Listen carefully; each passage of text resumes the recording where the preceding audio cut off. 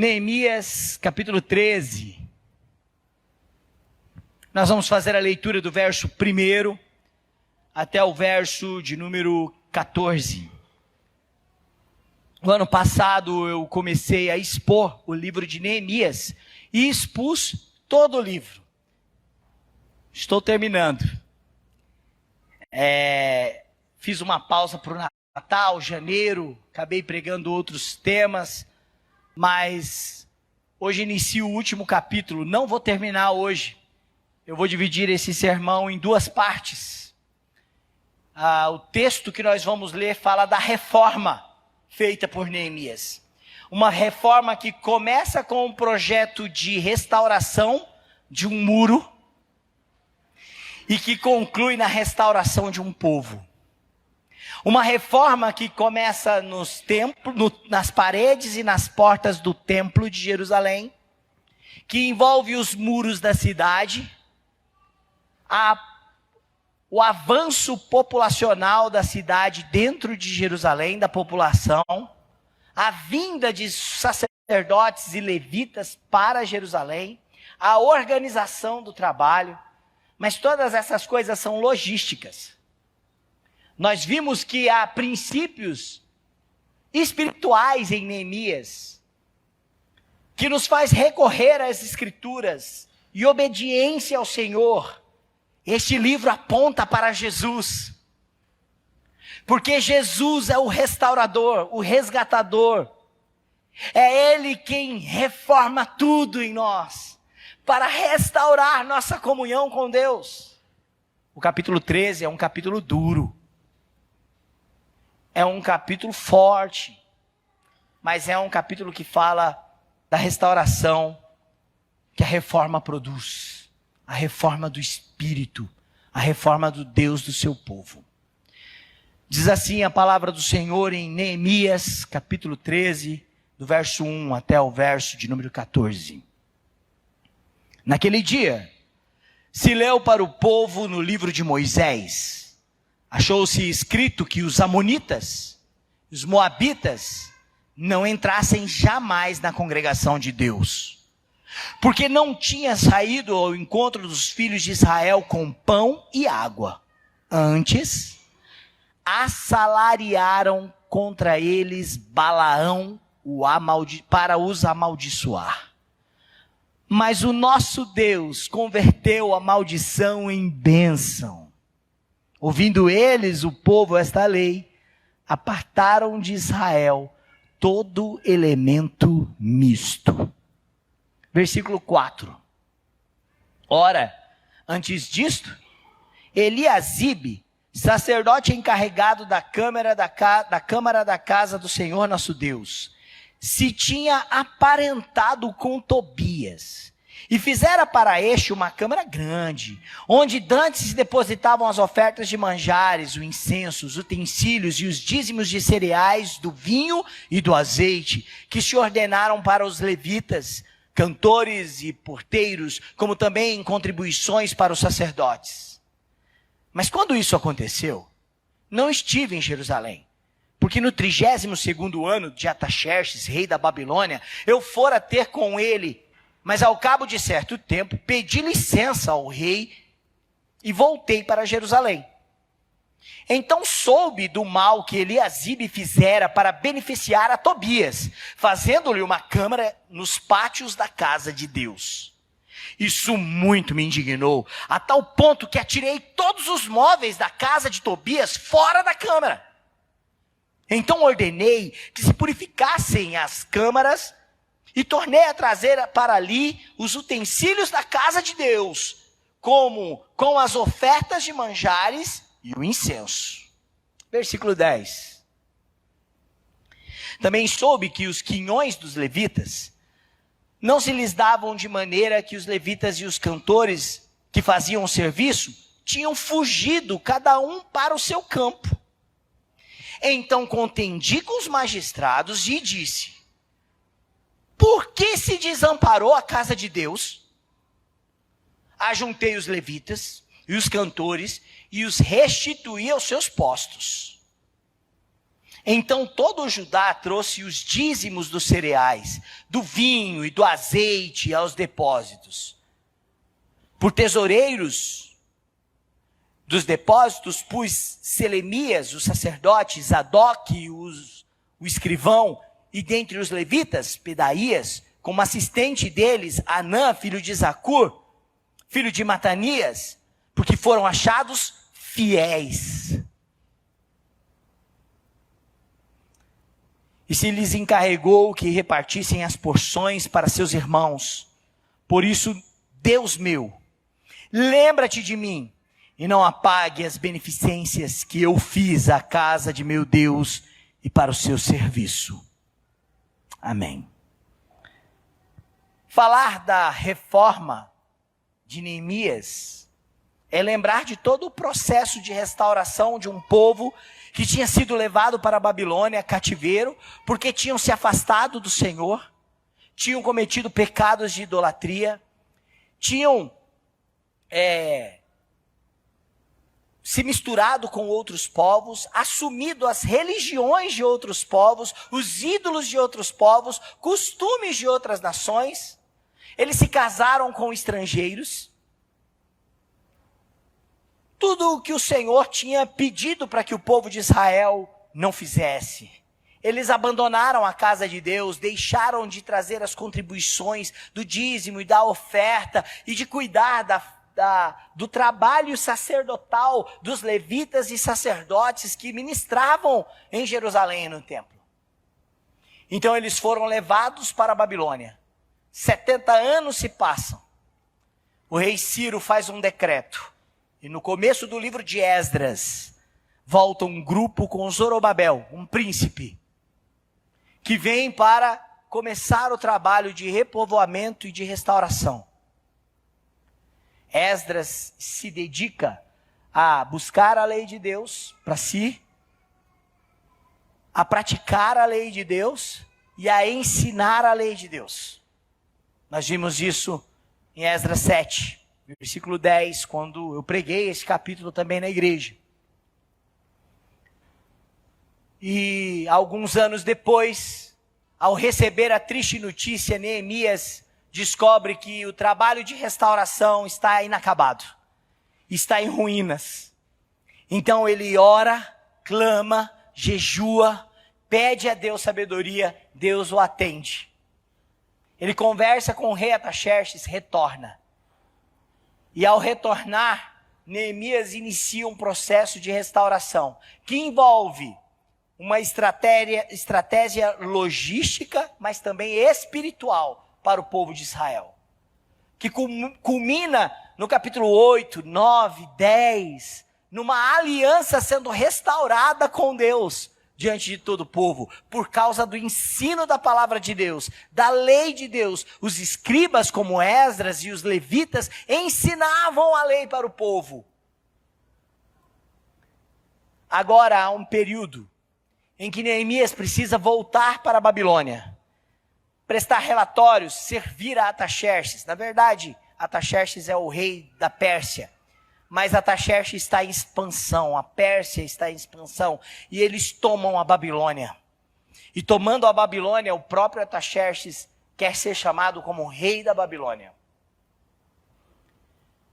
Não se sabe o período de tempo que Neemias ficou lá, mas a ausência dele fez que quando ele voltasse, algumas coisas estavam equivocadas.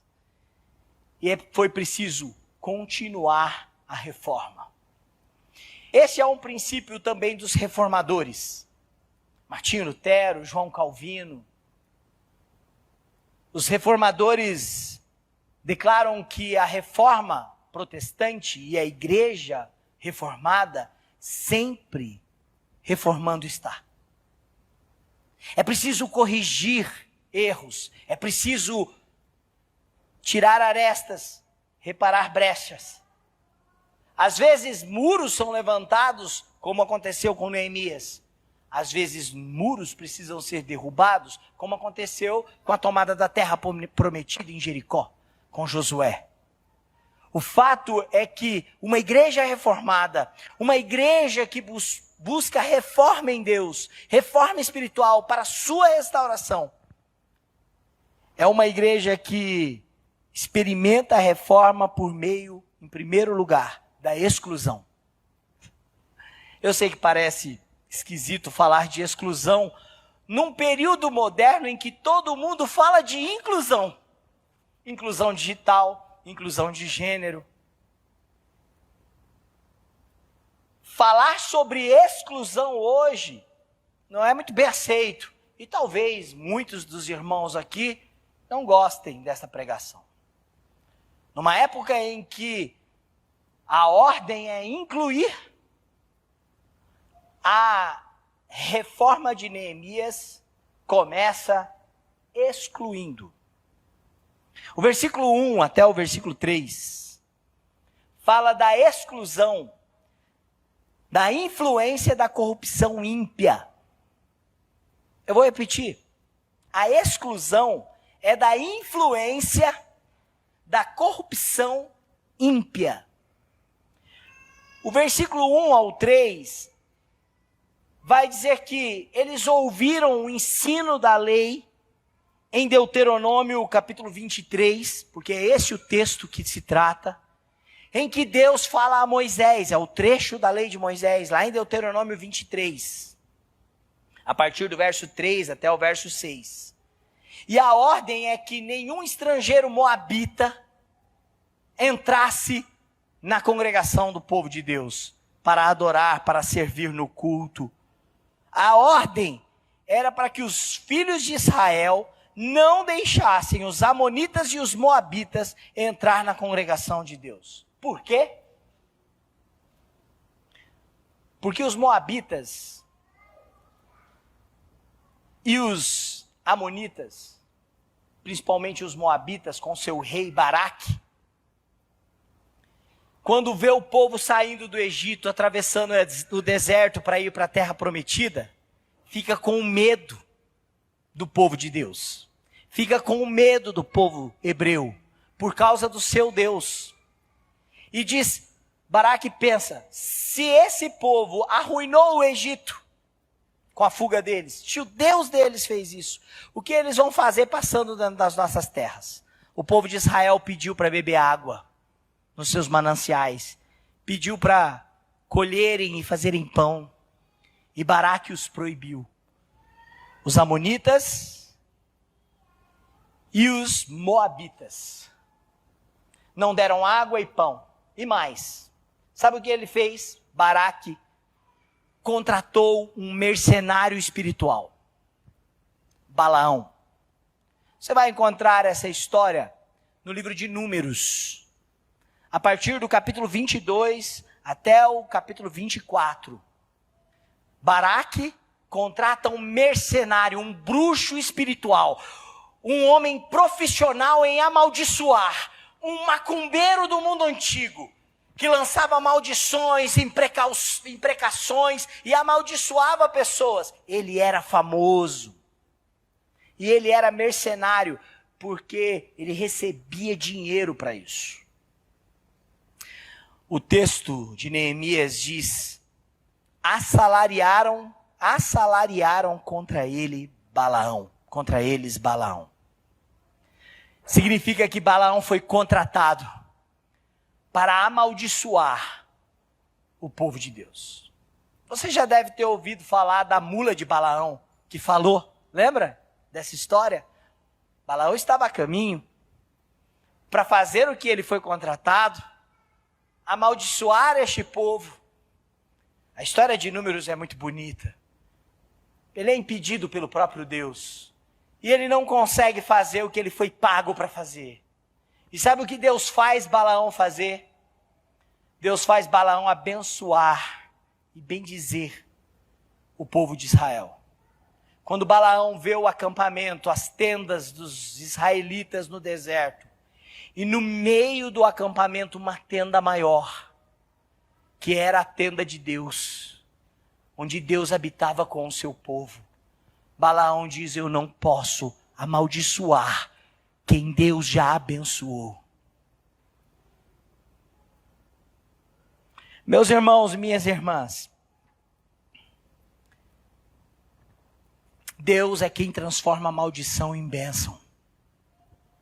E Ele é o nosso Deus. Deus transforma a maldição em bênção. Eu gosto muito do último cântico que nós cantamos. O Salmo 115 fazia menção a um pecado que Arão cometeu com os filhos de Israel no deserto, fazendo um ídolo. Mas o Salmo não lembrava do passado. O Salmo lembrava que a casa de Arão confiava no Senhor. Que o povo de Israel confia no Senhor. O passado não tem mais poder sobre nós. Ah, meu pai era alcoólatra. Em Cristo Jesus, Deus transforma a maldição em bênção. Ah, minha mãe falava imprecações de maldição para a minha vida. Falava que eu nunca ia ser feliz. Falava que eu nunca ia prosperar. Que eu não ia dar nada na vida. Por isso eu preciso agora fazer uma quebra de maldições. Você não precisa disso se você tem o Senhor. A Bíblia deixa isso bem claro com a história de Balaão.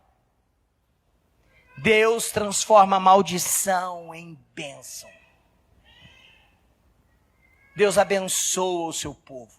E o que isso tem a ver com exclusão? É que na história de Israel, o povo de Israel caiu nas armadilhas de Balaão. Lá na frente, Balaão aconselha os israelitas a se casarem com as moabitas, terem filhos com elas, trazerem... Eu vou deixar ela falar porque ela foi batizada hoje. Viu, Ana? Você está com crédito porque você foi batizada hoje. É recém-batizada. A verdade, irmãos, é que esse povo caiu numa armadilha que Balaão fez para o povo de Israel, lá no deserto. Eles casaram com os moabitas, eles casaram com os amonitas, e Deus se desagradou deles. E por causa desse pecado e de outros, Deus os puniu com 40 anos no deserto. Por causa do pecado de Balaão. Agora, séculos depois,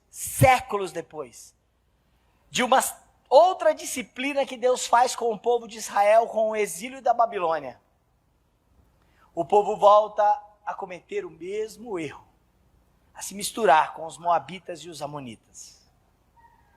A reforma de Neemias começa com a lei, e na lei eles viram que precisavam largar a aliança que eles tinham com estes povos. Por quê? Eram povos ímpios, pagãos. E isso traz maldição. Se você quer experimentar restauração na sua vida, exclua a impiedade.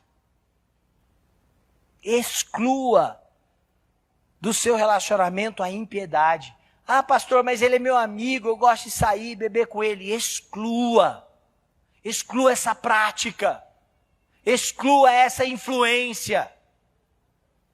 Se ele atrapalha você viver vida de piedade, se grupo de amigos, lugares que você frequenta, preste atenção. Reforma espiritual também começa com exclusão da impiedade e do pecado.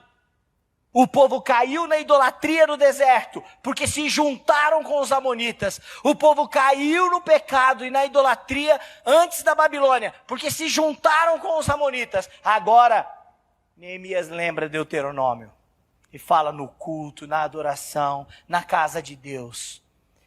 Eles não fazem parte disso. Não há comunhão com as trevas.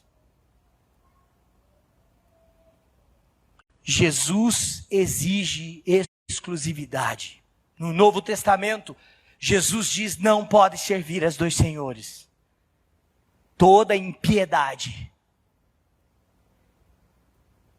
Este Deus que transforma maldição em bênção requer obediência. E olha como termina o versículo 3. Ouvindo eles, o povo, essa lei, apartaram de Israel todo elemento misto. Romperam os laços com os ímpios. Com isso, meu irmão, eu não quero dizer que você não deva fazer negócio com quem não teme ao Senhor. Com isso, eu não quero dizer que você tem que deixar de falar com um parente seu, de ser gentil, de ser amoroso com um amigo que você teve há muito tempo ou tem por causa de relações familiares, vizinhos, profissional. Mas exclua a influência da impiedade, daquilo que pertence ao relacionamento com o Senhor, daquilo que pertence à sua vida, à sua casa, o seu caráter, a sua vida de santidade. Exclua a influência da impiedade. Segundo lugar, a reforma da restauração, a restauração que reforma por meio da exclusão, mas também por meio da expulsão. Observe o versículo 4.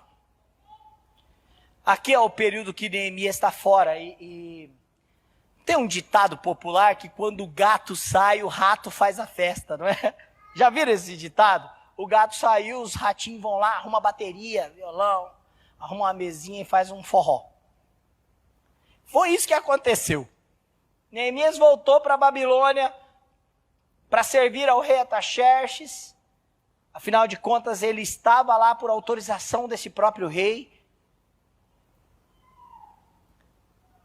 Eliasibe, sacerdote da família sacerdotal, faz um casamento, alia-se com um grau de parentesco com a família de Tobias. Quem é Tobias? Tobias é aquele inimigo de Neemias, que quando ele chegou na cidade e começou a construir o muro, lembra dele? Ficou falando que se uma raposa passasse em cima do muro, o muro ia cair. Que queria fazer Neemias parar a obra de restauração, que falava que aquilo não ia dar certo, que descredibilizou o povo de Deus, o povo de Israel, que trabalhou e se empenhou para parar a obra de Deus, para impedir o progresso da obra do Senhor em Jerusalém. Esse é Tobias, aliado de Sambalate, inimigo do povo de Deus. Com quem Eliasibe foi se aliar? Ele fez uma aliança com um inimigo.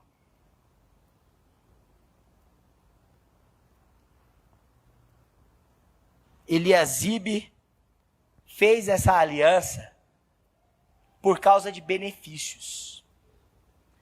Provavelmente Tobias era um servo de Moabe que era bem-sucedido. Mas ele era ganancioso, ele também queria tirar proveito do povo de Israel. Eliasibe também. E o que Eliasibe faz? Eliasibe representa a pessoa que tenta servir a Deus para buscar o seu benefício próprio. Quem tenta servir a Deus buscando benefício próprio, faz alianças que não devem ser feitas. Faz aliança com Mamon, o dinheiro. Quem tenta servir a Deus buscando o seu benefício próprio, faz aliança com ídolos do coração. Quem tenta servir a Deus buscando o benefício próprio, faz aliança com o inimigo. Eliasibe fez isso. E por quê? Vamos ler a partir do verso 4. Eliasibe, antes disso, Eliasibe, sacerdote, encarregado da câmara da casa do nosso Deus, se tinha aparentado com Tobias, e fizera para este uma câmara grande, onde dantes se depositavam as ofertas de manjares e o incenso, os utensílios e os dízimos dos cereais, do vinho e do azeite, que se ordenaram aos levitas, cantores, porteiros, como também as contribuições para os sacerdotes. Eliasibe colocou o inimigo no lugar dos recursos, no lugar da provisão. Qual é a intenção? Tirar proveito. Às vezes, o mercenário não é um estrangeiro como Balaão. Às vezes o mercenário está entre o povo de Deus. Jesus nos alerta contra os mercenários em João 10. O mercenário não cuida da ovelha. O mercenário não zela da ovelha. O mercenário deixa lobos e ladrões roubarem a ovelha. Porque o mercenário quer apenas o benefício explorador das ovelhas. Neemias está fazendo uma denúncia nesta reforma. Eliasibe se aparentou com Tobias, colocou ele no lugar dos recursos, e eles estavam tirando proveito financeiro do lugar onde eles estavam. Colocou o ímpio para tirar dinheiro e proveito financeiro do povo de Deus, na própria casa do Senhor. Como é a reação de Neemias? Vocês lembram? A gente já leu o texto aqui, versículo 8. Perdão, eu vou ler aqui a partir do verso 5. Eu não falei disso. Ele é um aproveitador. Eliasibe é um aproveitador, assim como Tobias. Olha o versículo 5. Assim, porteiros, todo o recurso que era destinado para o sustento dos sacerdotes, para o funcionamento dos sacrifícios, para as ofertas, para os levitas, os cantores, os porteiros, toda a administração logística estava sendo lesada por causa de um aproveitador. Agora sim, como Neemias reage nesta reforma que ele está fazendo? Nessa reforma espiritual, como ele reage? Ele reage como Cristo reagiu no Novo Testamento. Vou ler o verso 8, depois quero convidar você para olhar para Jesus. Verso 8. Isso muito me indignou a tal ponto que atirei todos os móveis da casa de Tobias fora da câmara. Então, versículo 9, ordenei que se purificasse as câmaras e tornei a trazer para ali os utensílios da casa de Deus, como as ofertas e os manjares e os incensos. O que Neemias fez? O Neemias viu o ímpio tirando proveito, se beneficiando com coisas do Senhor, do povo do Senhor. E ele reagiu como Jesus reagiu no Novo Testamento. Ele rompeu com o erro. Primeiro ele tomou conhecimento. Está beneficiando Tobias. Está ganhando com isso. Versículo 7. Ele usa a palavra benefício de Tobias. Ele tomou conhecimento. Agora preste atenção. Às vezes a gente sabe do erro. A gente toma conhecimento do erro. Mas a gente não age. E isso é errado. A gente toma conhecimento de algo que está sendo prejudicial e a gente não age. Isso é omissão. Neemias não fez isso. Neemias tomou conhecimento e agiu. Como ele agiu? Como Jesus. Ele se indignou. O verbo indignar aparece aí. Ele se indignou com o erro. E sabe, irmãos, nós precisamos aprender um pouco sobre indignação. Também pode ser virtude espiritual. Eita, talvez você tenha vindo hoje aqui para ouvir de amor. Talvez você tenha vindo aqui hoje para ouvir de bênçãos. E o pastor está falando que você precisa se indignar com o pecado. Porque é isso que a Bíblia manda a gente fazer, e Jesus também. Fique indignado com o seu pecado. Fique indignado com um pecado sistêmico que nos leva a buscar benefícios próprios e agir como mercenários, aliando-se com o inimigo.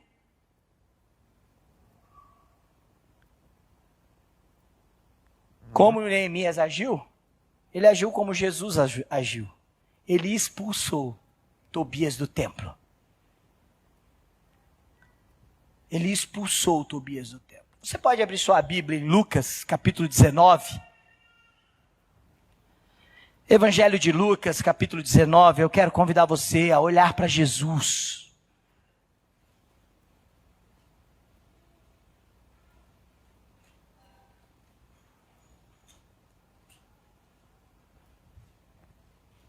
Nós vamos fazer a leitura do verso 45 ao 46. Lucas 19, 45 ao 46. Depois, entrando no templo, expulsou os que ali vendiam, dizendo-lhes: está escrito, a minha casa será chamada casa de oração, mas vós a transformastes em covil de salteadores. Jesus se indigna. Se você lê Marcos, se você lê Mateus, Jesus açoita com chicote, Jesus quebra, Jesus põe para fora, não deixa o negócio acontecer. O Evangelho de Mateus diz que Jesus não deixa nada acontecer, expulsa, quebra, põe para fora. A minha casa é casa de oração, não covil de ladrão. Nós vivemos numa época em que a igreja tem flertado com o inimigo, um inimigo que amacia o ego, um inimigo que fala sobre prosperidade e riqueza, um inimigo que fala sobre quebras de maldição, mas arrasta a igreja para uma vida amaldiçoada, servindo a mamão, ao dinheiro e não ao Senhor, buscando um relacionamento com Deus ímpio, de troca e de barganha, para prosperar, porque serve a Deus.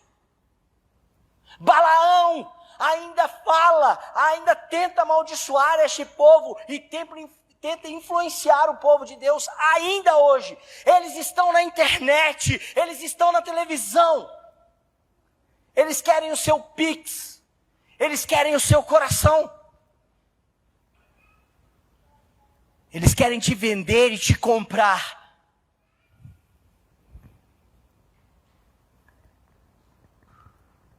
Neemias age como Jesus, toma conhecimento, se indigna, expulsa, mas também dá uma ordem.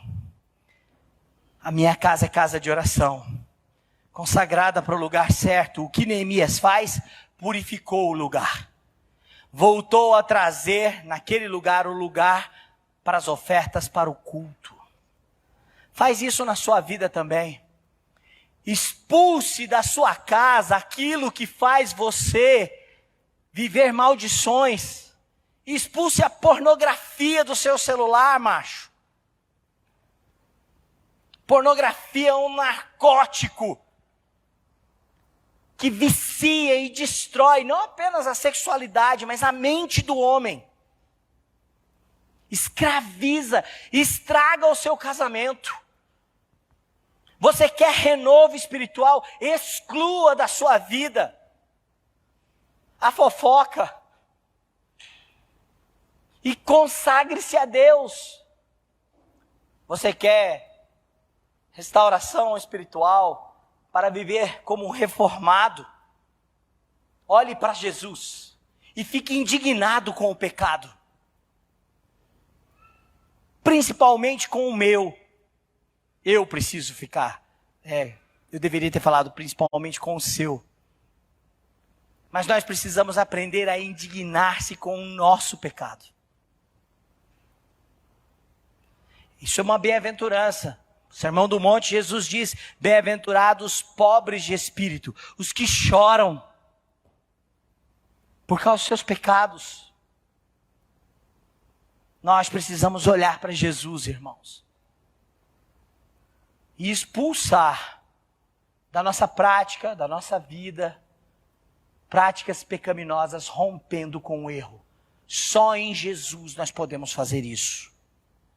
Só em Jesus é possível purificação do lugar de adoração. E esse lugar é o altar do Senhor, a sua vida. Nós somos reinos de sacerdotes, ou seja, nós servimos para adorar. Só pode haver purificação em Cristo, que nos purifica de todo pecado.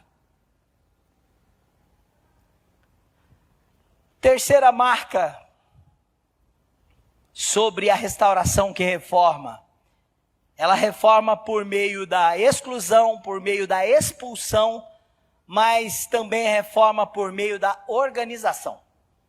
Logística. Isso também é espiritual. Eu gosto de falar sobre esse tema. Se organize para servir a Deus.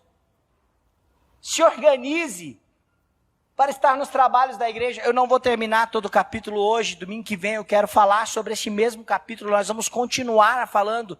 Você vai ouvir falar sobre o dia do Senhor. Você vai ouvir falar sobre casamento misto, jugo desigual, que está presente neste texto até agora. Mas se organize para guardar o dia do Senhor, o domingo, e cultuar e servir ao Senhor. Se organize para contribuir financeiramente com a causa local da sua igreja. A partir do verso 9, quando Neemias purifica o lugar da casa de Deus, ele começa a trazer os utensílios para o culto e também as ofertas dos manjares e dos incensos. Eu preciso que você preste atenção, porque Neemias vai perceber uma coisa, a partir do verso 10. Ele vai perceber que os levitas, que não receberam uma parte de herança de terra, porque os levitas, a tribo de Levi, serviria no grupo sacerdotal, eles não receberiam um quinhão. A palavra que aparece no versículo 10 é quinhão, uma porção. Eles não receberiam uma porção da terra, mas eles receberiam a herança. Qual era a herança? O cuidado da casa de Deus, e eles seriam cuidados pelo povo de Deus. Isso seria suprido na vida deste povo. Eles não tinham a terra, mas eles tinham a herança de pertencer ao Senhor como sacerdotes. Isso era uma missão para todo o povo de Deus, que é um reino de sacerdotes. Neemias descobre que os levitas, os sacerdotes, os cantores, os porteiros, tiveram que dar um jeito para sobreviver, porque eles foram abandonados. No versículo 11, Neemias vai fazer uma denúncia da qual ele viu o povo prometer para Deus numa aliança.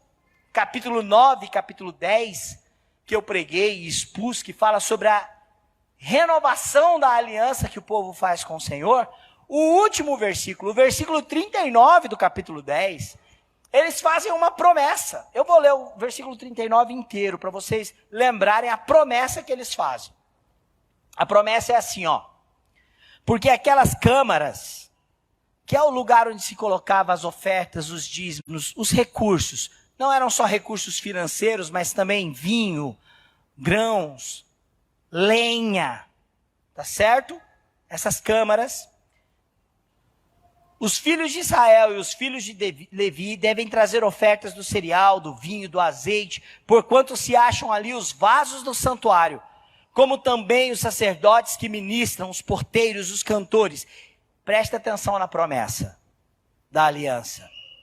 E assim não desampararíamos a casa do nosso Deus. Aí vem o capítulo 13 e Neemias entra de sola. Neemias chega lá e vê levitas, sacerdotes abandonados. Não há os sacrifícios, o culto não está acontecendo, a adoração certa não está acontecendo. Olha o que Neemias fala no versículo 11. Então contendi com os magistrados e disse: por que se desamparou a casa de Deus? Por que a casa de Deus foi desamparada? Nós prometemos isso juntos, nós fizemos uma aliança de obedecer à lei e de não desamparar a casa do nosso Deus. Mas por que os magistrados aqui são os líderes do povo de Israel? Por que nós desamparamos a casa de Deus? A pergunta, irmãos, é uma pergunta importante porque o povo quebrou a promessa. O versículo 11... desampararam a casa de Deus, é uma denúncia. É preciso organização para servir a Deus. Organização do seu tempo, organização das suas intenções, organização dos seus recursos financeiros. Você precisa organizar suas emoções para servir a Deus. O povo de Israel prometeu sustentar a causa local do serviço ao Senhor e descumpriu. Sim, nós estamos falando de recursos financeiros também. Estamos falando sobre dízimo e oferta. Eu não fico constrangido em pregar sobre isso, porque eu não sei quem é dizimista e quem não é dizimista. Eu nunca vou deixar de tratar você bem por causa disso. Eu nunca vou chegar para você e dizer, Deus não vai te abençoar por causa disso. Eu não sei. Não fico investigando isso na vida dos irmãos da igreja. Mas eu sei que é possível a gente desamparar, com falta de organização, o sustento da causa local. Esses dias, eu falei que tem irmãos da igreja que não ajudam a pagar nem a conta de luz da igreja, mas cobram da igreja resultados, cobra do pastor visitas, cobra da igreja trabalho para os seus filhos, programação, material didático, cobra da coordenadora pedagógica, brinquedo bom, cobra material de revista de escola dominical para ensinar as crianças com visual, compara com outras igrejas, da qual ele não pertence também.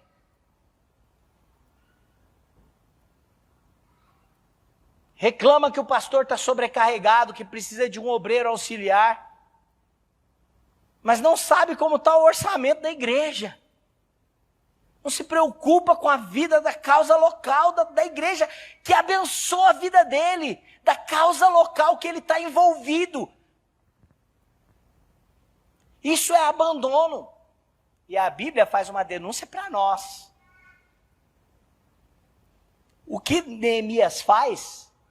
Neemias se organiza. Neemias adverte os líderes, lembra da aliança, retorna à prática da aliança, faz com que as ofertas, os dízimos e os recursos cheguem para o lugar certo e para as pessoas certas. Mas ele faz mais do que isso. Porque pessoas podem ser corrompidas. Pessoas podem ser corrompidas. Mas o povo de Deus precisa aprender a se organizar, inclusive para não permitir perversão na administração de recursos financeiros. O que Neemias faz? Olha o versículo 13. Por tesoureiros, no plural. Tesoureiros dos depósitos. Ou seja, os recursos financeiros ficariam sob pessoas habilitadas para a tesouraria. E ele vai falar o nome e a família de qual pertence. Por quê? Porque isso inclui, e agora sim inclusão, isso inclui e gera responsabilidade da família do clã. Então ele diz, pus Selemias, o sacerdote, Zadok, o escrivão, e dentre os levitas, Pedaías, como assistente deles, Anã, filho de Zacur, filho de Matanias, porque foram achados fiéis. Neemias não colocou alguém para beneficiar, como fez Eliasibe. Neemias não procurou o seu benefício. Neemias procurou homens fiéis. Homens habilitados para tesouraria, para ser o escrivão e prestar contas, auxiliares para ajudar no auxílio fiscal. Mas o principal atributo destes homens não era um benefício particular que eles teriam ou beneficiariam outros num nepotismo cego. A virtude maior é que eles eram fiéis ao Senhor. Eu falei dos dízimos que podem ser negligenciados por nós. Mas eu também preciso falar sobre a administração financeira, que pode deixar de ser administrada e gerida sem fidelidade. E isso é uma responsabilidade para mim como pastor, para os pastores presbiterianos dessa igreja, o conselho dessa igreja, os presbíteros dessa igreja, nosso tesoureiro, os diáconos, nós administramos estes recursos. Precisamos agir com organização, gerência. Precisamos fazer isso com fidelidade ao Senhor. Não para promover um império de uma igreja, luxo, mas para promover a glória do Senhor, a proclamação do Evangelho, a edificação da igreja. Eu oro a Deus, que Deus sempre levante homens fiéis para cuidar de recursos santos, para a obra santa que Ele tem para o seu povo, a sua igreja. Então não vamos ser negligentes com o sustento da causa local. Se organize. Está em dificuldade? Coloca a vida financeira em ordem. Se organize. Se organize.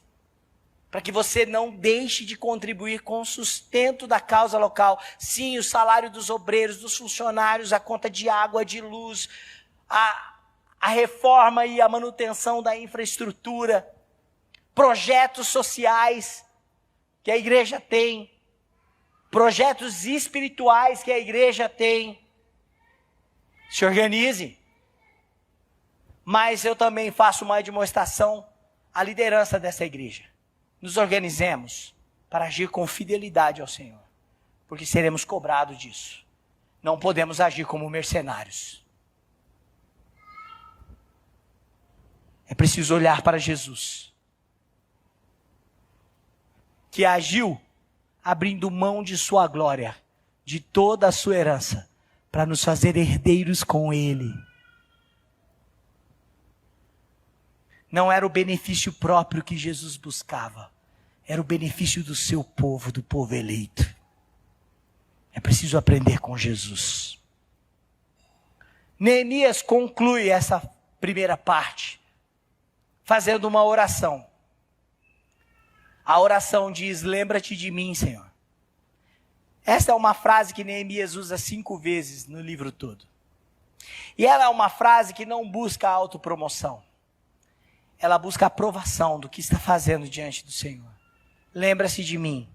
A oração é porque não apague aquilo que eu fiz pela obra do meu Deus, aquilo que eu fiz a serviço da casa do meu Deus.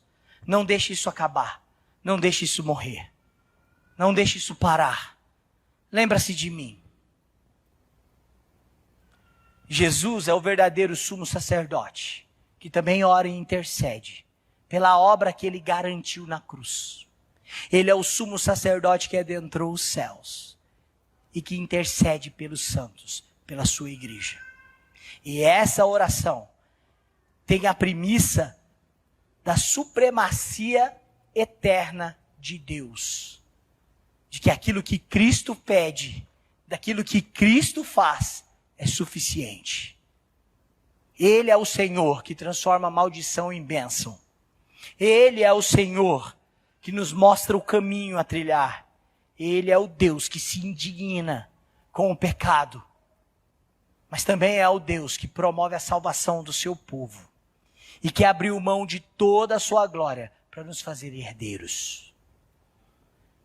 Irmãos, eu espero, com a exposição desse texto, que tenhamos em nosso coração promovidos o desejo de buscar restauração que reforma, excluindo alianças ímpias, expulsando o erro e o pecado da nossa vida. Tudo isso em Cristo e nos organizando para servi-lo da melhor maneira. Ei pessoal, quer continuar assistindo os nossos vídeos? Clique aqui e você vai ter acesso em outros vídeos. Mas também se inscreva no nosso canal, tá bom? Acione o sininho e compartilhe com outras pessoas.